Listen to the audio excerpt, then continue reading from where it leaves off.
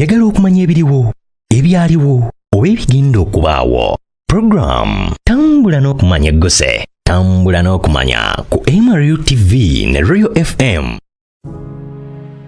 Otwogera ku kyalo ekisingako abavubuka abayaaye bayite ba kifeesi abanyaga ebintu by'abatuuze nga kwotadde n'okubabba oluusi ne babatta n'okubatta.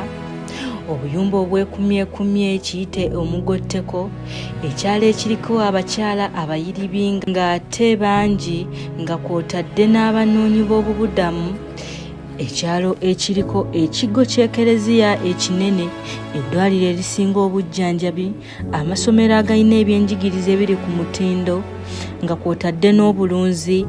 Mba njogera ku kyalo Nsambya. Olunaku olwaleero mu pulogulaamu yaffe Tambula n'okumanya nkuleetedde obuwonvu n'obuggo bw'ekyalo Nsambya.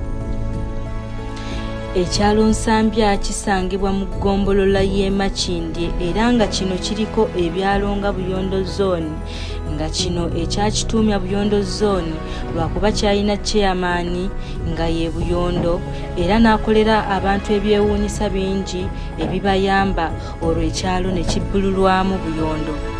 Kiriko ekyalo ekiyitibwa Nkere Zone nga kino bakituuma Nkere lwakubanga waliyo ebikere bingi ebikaaba. Kuliko ekyalo Nabisaalu, Kevina, Ave Maria awamu n'Ensambya Kirombe. Ensambya okusinga ekolebwa ghetto era nga abantu bwako bayiribi era nga n'omuwendo gw'abantu abasingako bapangisa. Ekyalo kino kiriko ebyewuunyisa bingi nga ku bino kuliko enzizi 3 era nga zino zibuli ku kyalo Nkere awamu ne Nabisaalu. Ekyalo kino kuliko ebyobulunzi wabula nga kino kyewuunyisa lwakuba nti nno mu Kampala muno kizibu okusanga nga mulimu abantu abalunda, wabula ekyalo kino kiriko abalunzi ab'ebisolo nga ente, embuzi, enkoko awamu n'embaata.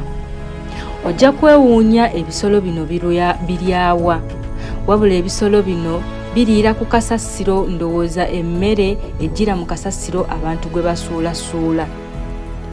Kasasiro ono mungi nnyo ku Nsambya kuno era ng'abantu baatuuka ne bakomplaininga ne bagamba gavumenti tebayambye ku kasasiro kubanga n'ebimotoka bya KCC ku kyalo Nsambya biringa ebitawunyangayo. Kasasiro ono agenda n'aleggama mu myala oluusi n'ayingira ne mu mayumba g'abantu. Nsambya erimu ebyenjigiriza era ng'erimu amasomero amanene nga St. Peter's Nsambya, St. Joseph Nsambya, Nsambya Secondary awamu n'obusomero obutonotono era nga togeddeko n'abatuuze ne batugamba nti amasomero gano amatonotono ebyenjigiriza bikyali wansi ddala wabula nga gavumenti ejja kutunula mu nsonga ezo.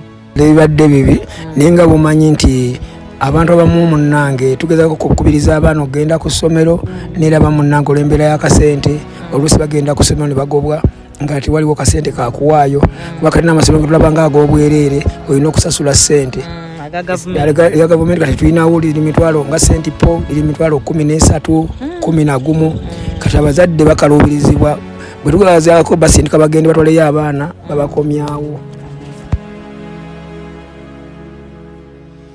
Nsigadde nze Namiggo Rose mwekumire ku MRU TV okumanya ebigenda mu ggwanga n'ebweru waalyo.